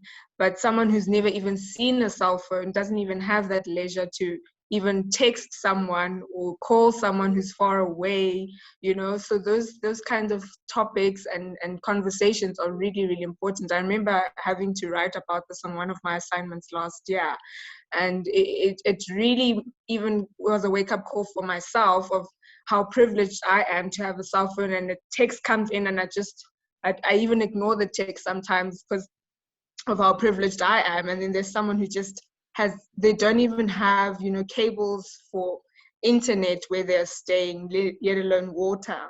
And, just causing that gap to be even broader and leaving them out almost of this new world that we're in, of, everything being online, and now they're being left out even more. Thank you, Boitumelo, thank you so much for that. My thing is that, my philosophy is that if I can change one life a day, I've done my part. But now I find that I can't have this, because now you're pushing against the government, you're pushing against internet access, your accessibility to normal things. And that's what Jana and I were having a discussion about. Hence the reason this collaboration with Jana is here. And then there's another lady that's from Puerto Rico that's going to be joining in as well. And there's a global international organization that's also wanting to come on board. Because right now I feel, or with me, what I've been finding is that I keep knocking on doors in government. It's not about what I know anymore. It's about who I know. And I'm done. I rather go with individuals that want to make a difference and want to change one life a day, like the Janas of the world, coming and saying, Faye, I'm giving up my time to assist you, and let's fight this together. And we're going to as many people as we can to get donations where we can, to see what we can do as South Africans, because I want to take accountability as a human being, not where I need to wait for government to give me something. I'm just done with it. So that's, I think that's another topic that we need to have, because dialogues like this, helping people underprivileged and rural areas, underdeveloped areas, is something we need to look at as a community. Not only the likes of Soweto. Soweto, everybody wants to do things in Soweto because Mandela was born there, or he lived there, or his house is there. But nobody thinks about Katlehong. Nobody thinks about Puteleshaba. They don't think about Guguletu. They think about only Soweto. I'm so sorry to say it. I have a lot of friends who live there, but that is a privileged area compared to other areas in South Africa. How did we develop those areas as human beings? So that is what it is. So I can talk and talk about this, and this fight has really been something that I've been working on for a hell of a long time. That's opened up Sisters and Brothers in Movement. And that's when I started collaborating for mega media masterclasses. I also have skills development for radio, because people believe that you need to have money in order to open up a radio station, a digital radio station. And people make it so like, it's 100,000. Guys, these things, it's only a money-making scheme. I was born to speak on radio with DJ Spoo. You pay 3,500 rand to just get there a skill, but how many DJs can there be in the world? Why can't he teach you how to actually go and learn how to open up your own radio station to make money on your own? So those are the things that I do differently, and I want to do differently as an individual. So that is basically the types of conversations we need to have. I know we're running out of time, and I bless you all. I've left our details. Our facilitators have left their social media handles. They've left their numbers and their website, etc., email addresses as well on the chat group. I've also left my cell phone number, my WhatsApp number for Faye Brand Consulting, where you can definitely pop me a WhatsApp to any questions you need, because guys, I'm here to help. I'm here to also educate and also collaborate with other people and like-minded people. So I look forward to another beautiful session, hopefully with the University of Johannesburg and everybody else. And yep, but bless you all, and thank you so much for taking the time, and especially your data, to come on to the Zoom discussion with us. Yes, So, thank you so much, everybody. We really enjoyed having you guys. The questions were really good.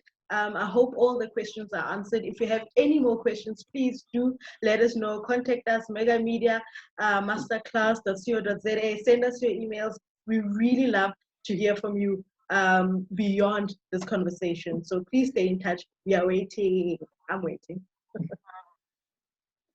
Thank you, guys. Yes, thank you so much. We appreciate you, and we can't wait to connect with you on purpose, and for you guys to do business here in St. Louis, the Missouri, United States, co-collaborate across abroad, and for these relationships to continue to build on purpose. Thank you, guys. It's been a pleasure. 2 hours together. Now we know each other from these 2 hours. What I can say is that let's continue our learning. You know, every day you learn something new. The question is, what you learned, is it taking you a step further to achieve your purpose, or is taking you 10 steps backwards? So let's engage. There's a gentleman that was asking, so as a photographer, what must I do in this day and age? Somehow I lost connection, and then I had to log on another computer.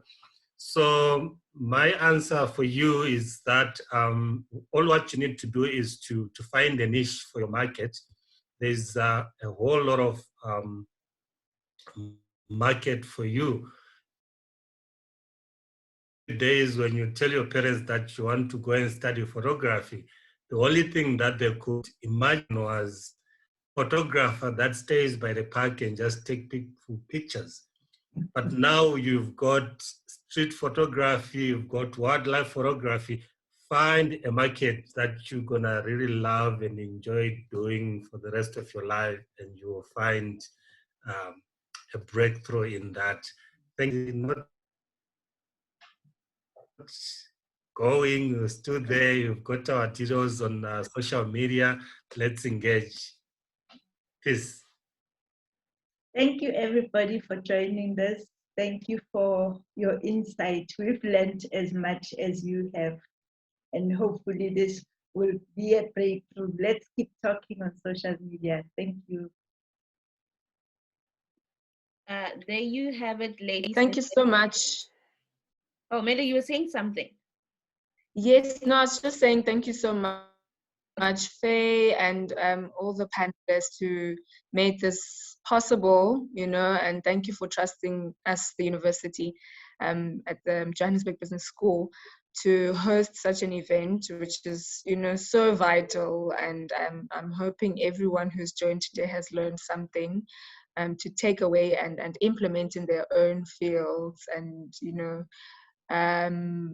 small businesses are so important during such a time.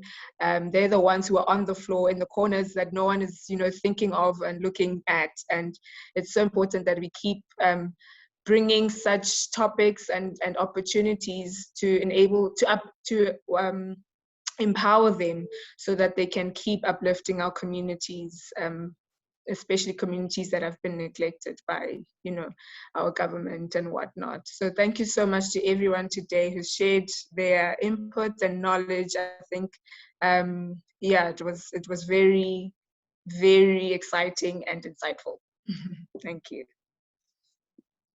And there you have it, ladies and gentlemen. That was Mela from the Johannesburg Business School, which is an executive institution under the custodian of the University of Johannesburg.